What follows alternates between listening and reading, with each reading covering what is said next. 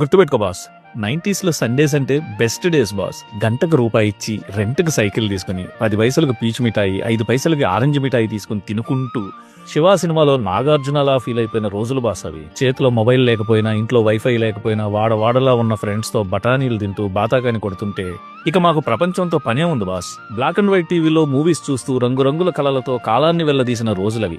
అవి simple days కాదు boss, సింప్లిసిటీకి symbolic days.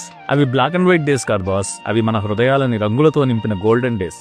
అవి అల్యూమినియం బాక్సుల్లో బుక్స్ చెదరకుండా మోసుకెళ్లిన రోజులు, చొక్కాలకు ఇంకు పూసుకున్న రోజులు, సైకిల్కు పంచర్లు వేసుకుని తూనీగ తోకలకు దారాలు కట్టుకుని మరిచెన్నారెడ్డి గారి హయాంలో శనివారం సెలవులను తృప్తిగా ఎంజాయ్ చేసిన బెస్ట్ బ్యాచ్ బాస్.